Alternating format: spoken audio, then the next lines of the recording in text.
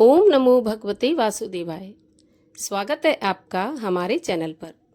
आज के इस वीडियो में हम आपको सुनाएंगे श्रीमद् भगवत गीता सार का 16वां अध्याय हिंदी में। इसके साथ ही 16वें अध्याय का महात्म्य भी सुनाएंगे।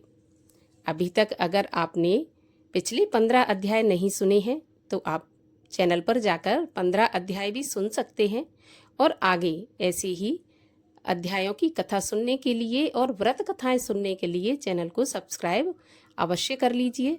आज की कथा अच्छी लगे तो लाइक करके शेयर करिए, साथ ही कमेंट में अपने विचार भी अवश्य लिखिए। तो चलिए अब शुरू करते हैं श्रीमद् भगवत गीता सार का 16वां अध्याय, जो कि भगवान श्री कृष्ण के मुख से निकली ऐसी शब्द धारा है जिसने कलयुग के प्राणियों के लिए जीवन जीने के लिए एक राह बना दी। अगर हम श्रीमद् भगवत गीता के बताए हुए नियमों पर चलते हैं, जिसमें श्री कृष्ण ने स्वयं कलयुग के प्राणियों के लिए जीवन जीने का राह आसान की है, तो इस कलयुग को हम बड़ी आसानी से पार करके भगवत प्राप्ति कर सकते हैं। तो चलिए इसी अमृत धारा में आगे बढ़ते हैं और सुनते हैं श्रीमद् भगवत गीता सार का 16वां अध्याय।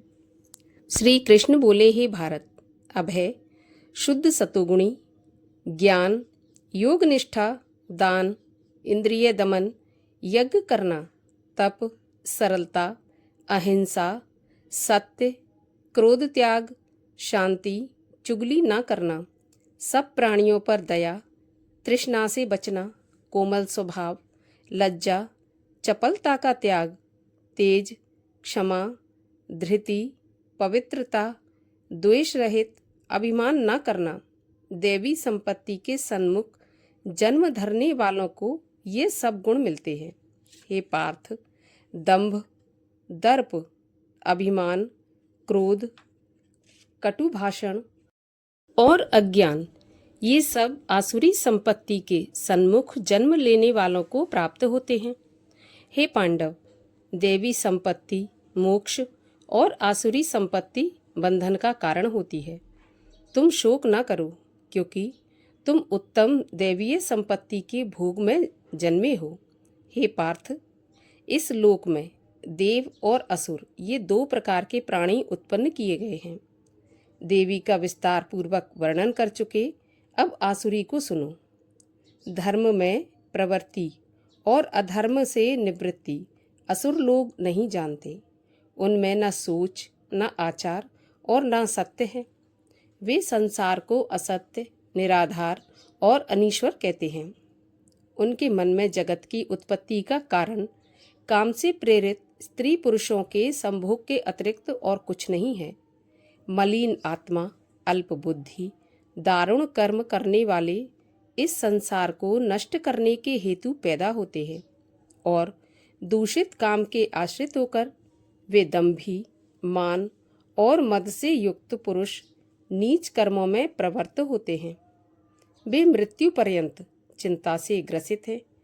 काम उपभोग ही सब कुछ है, इसी को वे सर्वस्व मानते हैं।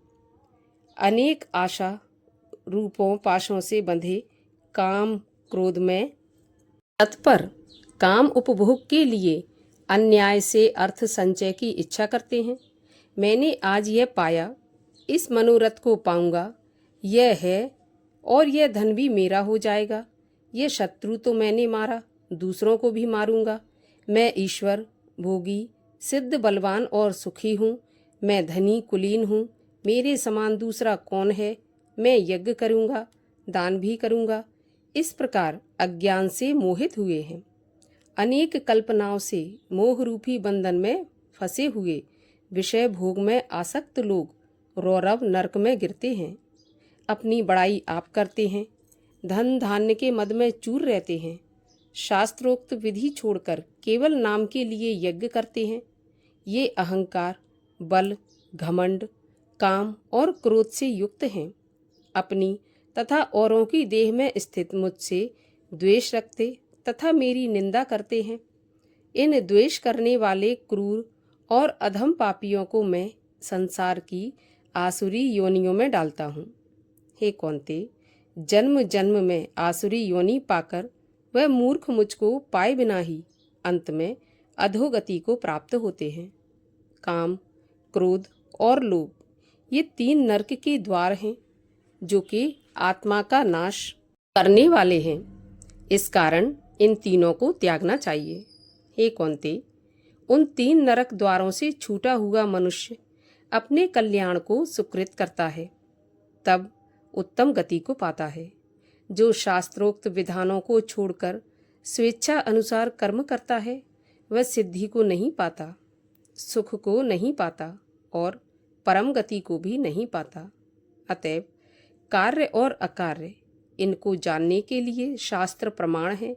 शास्त्रोक्त विधान जानकर उसी के अनुसार कर्म करना चाहिए। इस प्रकार 16वें अध्याय का सार समाप्त होता है और अब सुनते हैं इस 16वें अध्याय का महात्म। 16वें अध्याय का महात्म सुनाते हुए भगवान श्री नारायण लक्ष्मी जी से बोले, हे लक्ष्मी, सोरठ देश था जिसके राजा का नाम था खड़गबाहु। वह बड़ा धर्मात्मा था। उसके हाथियों में एक बड़ा ही मस्त हाथी था, इसकी हमेशा धूम मची रहती थी। वह हाथी किसी भी महावत को अपने पास नहीं आने देता था। जो भी महावत उस पर सवारी करना चाहता था उसी को वह मार डालता।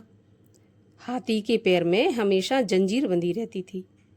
उसके खेत से राजा ने आसपास के देशों में सूचना करवाई और कहा कि जो भी महावत इस हाथी पर बैठ जाएगा या सवारी करेगा या उसको पकड़ लेगा, मैं उसको बहुत सारा धन दूंगा।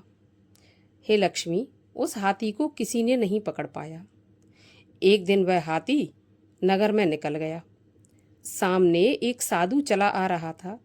लोगों ने उस साधु से कहा कि संत जी, यह हाथी पागल है, आपको मार डालेगा। तो संत ने कहा, देखो भगवान श्री नारायण की कैसी शक्ति है और हाथी की क्या शक्ति है जो मुझको मारेगा। मैं भगवान श्री हरि का भक्त हूँ, मुझे इस हाथी से डर नहीं लगता। देखना, ये मेरे नज़दीक भी नहीं आ पाएगा। साधु ने नेत्र पसार कर देखा तो हाथी ने सूंड के साथ साधु की वंदना की। साधु ने कहा, हे गजेंद्र, मैं तुझे जानता हूँ। पिछले जन्म में तू बहुत बड़ा पापी था और अब मैं तेरा उद्धार करूँगा। तू बिल्कुल भी चिंता मत कर। हाथी बारंबार चरण छूता, माथा नवाता। लोगों ने देखकर राजा को खबर की। इतने में राजा भी वहां पर आ गया। देखा तो हाथी साधु के आगे खड़ा है। तब साधु ने कहा, हे गजेंद्र, तू आगे आ। हाथी ने आगे आकर साधु के चरणों की वंदना की। उस संत गीता पाठी ने कमंडल से जल लेकर मुख से कहा, गीता के 16वें अध्याय का फल इस हाथी को दे दिया। इतना कहकर जल छिड़कने से हाथी उस देह को छोड़कर अपनी देव देह में आ गया और विमान पर चढ़कर बैकुंठ को चला गया।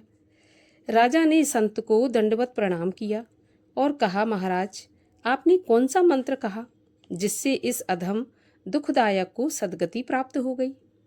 तब संत ने कहा कि मैंने गीता के 16वें अध्याय का फल इसको दे दिया है।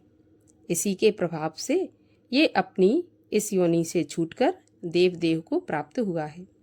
मैं गीता के 16वें अध्याय का नित्य पाठ करता हूँ, जिससे मुझे इसका फल प्राप्त हुआ और मैंने वो फल इस हाथी को दे दिया। इस प्रकार श्रीमद् भगवद गीता सार का 16वां अध्याय और 16वें अध्याय का महात्म्य यहीं पर समाप्त होता है। आगे के अध्यायों की कथा सुनने के लिए चैनल को सब्सक्राइब अवश्य कर लीजिए। आज की कथा अच्छी लगी हो तो कमेंट बॉक्स में ज़रूर बताइए।